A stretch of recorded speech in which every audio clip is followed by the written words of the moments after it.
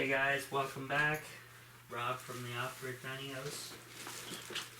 I'm going to go through and show you everything that exploded, or why my bug-out bag exploded.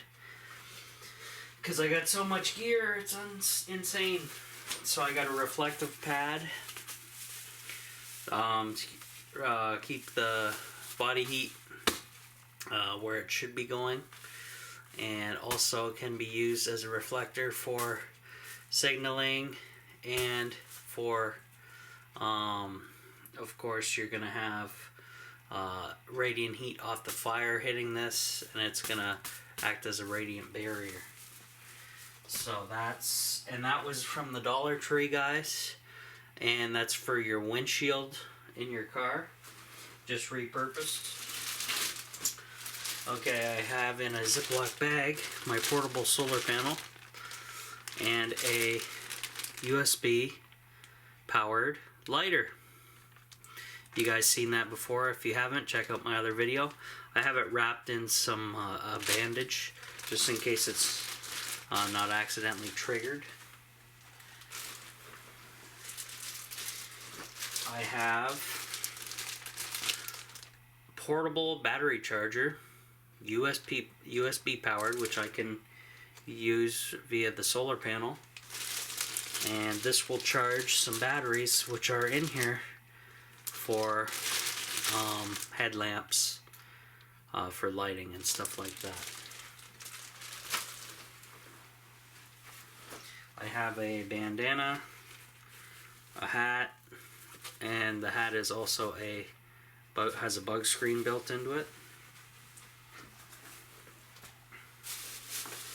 I have a mess kit wrapped in garbage bags. Obviously everybody knows what that's for. Inside the mess kit though, I have, whoops, can you see me? There we go. I have in the center of the pot, a magnifying glass. I have the utensils. I have a couple ferromagnesium rods with paracord and strikers, because I wanted to use up all the space that I could in there. And I just have that kind of wrapped loosely in a garbage bag. I have a emergency camping shelter from the dollar store as well. $2.50, great buy. Comes with the cordage. The cordage is not so hot, but this is one of those survival blankets, guys. You can line your sleeping bag in like I told you to, or just line yourself, or whatever. Make a tent shelter like here if you had to. Lots of different options. Also acts like a radiant barrier. This item is my homemade lightweight aluminum stove, survival stove. So it's this, that's the actual height. It's fairly tall, and if you've have missed my videos on this thing burns extremely hot and works very well. And I gave one to Pierre on his visit. He just had to modify the attachments because I tried to do a spiral hinge and it just didn't work out. So I just told him to snip the hinges, and then just do them like I do, where I just kind of loosely just tie them together and then use it like that. So this goes along with the mess kit type of thing. I have a large tarp with metal grommets and the whole deal. And this is the newer, new edition, because I took one of my smaller tarps from the Dollar Tree out and used it on the trailer. So this guy's my new addition. Now, that is the main container. Other than, if you guys look inside here, my problem is I have a tent And then below the tent, packed in there, is a mosquito net or bug net to keep me. I'm just digging my hand down that pouch. Yeah, it's clear. So it's the tent and the mosquito net that's taking up a lot of weight and room, and not to mention the poles you can see here sticking out the sideways. Those are the tent poles. So I want to eliminate the tent, the poles. I'm going to keep a piece of the mosquito net because I ordered a hammock, guys. I want to switch over to a hammock and use that method. That way it uses less space and weight in the bag. As you can see, big bundle of paracord on the side. I have a aluminum, I think this is aluminum or stainless bottle, metal container, wide mouth from the Dollar Tree. I'll open up the top container of my bag. Now notice there's not any tools in here, guys. That's a big mistake on this build. So let me get through the rest of the bag and we'll go from there. I have some leather gloves, and they have inside of them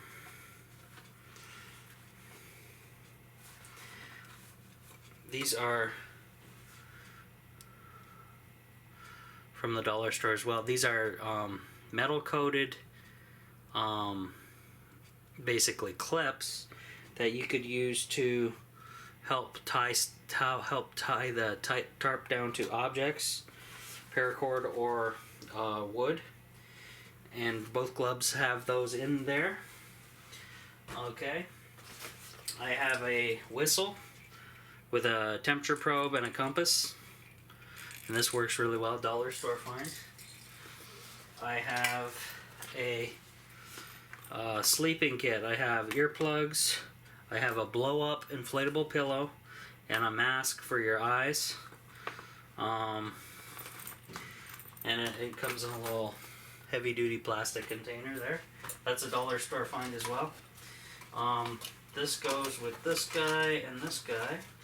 This is the Sawyer water filter system. Okay, here's the water bottle. Here's the plunger. And there's the actual filter. Here's a life straw. Another water filtering method. I have a pencil sharpener for making tinder.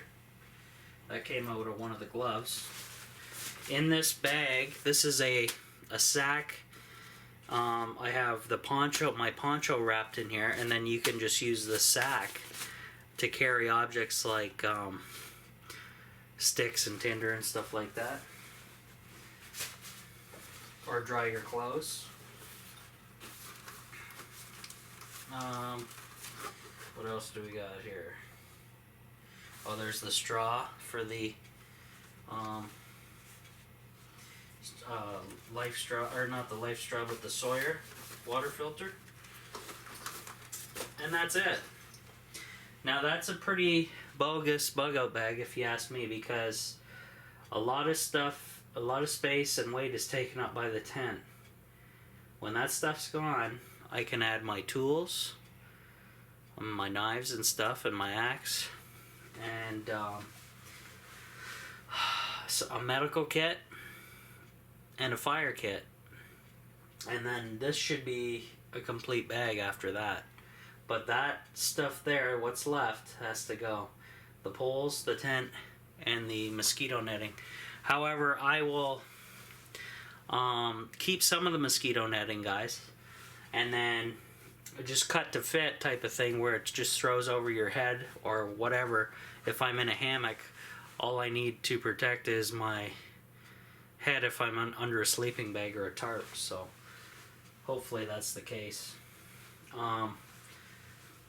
So as you can see, it's too heavy. It's exploding at the seams. It didn't actually explode and blow out any zippers or anything, but it's on the very verge of doing that. So I said, wait a minute, I better show you guys. Creative Redundancy. I'm a subscriber of his channel. Check him out. He does all kinds of DIY prepping, turning regular items into very useful stuff. So check him out.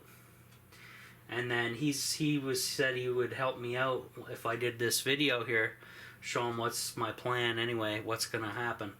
Now, of course, I'm missing my survival tins that I showed you guys earlier, where it has a bunch of little medical, fire lighting, and all kinds of stuff in those. I need to throw one of those in here for sure.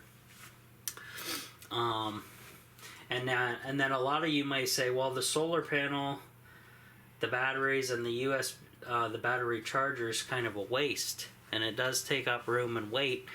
However, how else are you going to get electronics to work, right? That's the big question. Unless you just totally discard that stuff and don't include it. And keep that at your rendezvous or bug out location type of thing. But that's what I'm working with right now, guys.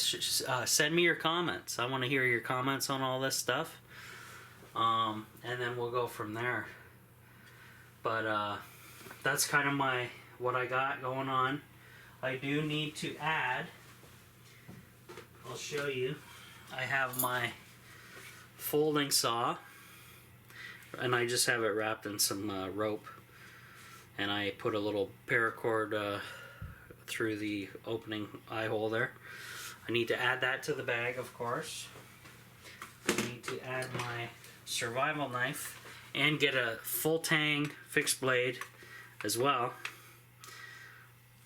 And that, it has some weight to it, so, you know. And this also comes with some nice, I added this one. This is a letter opener from the dollar store, but that's a nice little blade for, you know, small work. It also comes with this, this is a smaller, whoops, this is a smaller blade for, this is probably for animals. And you know, it's got different hooks and angles, and you can do whatever you feel like, whatever the best situation is for that. It's got a slingshot in here. It's got a mini survival kit in this handle. It's a hollow handle, and those are a no-no for most people. So and then I'll show you the survival. It's my little axe that I just have wrapped up in a plastic bag, believe it or not, from the Dollar Tree, because the plastic sheath they give you is really shitty. Whoops. And that'll need a good cleaning. Somebody's at the door, so I'm going to end the video.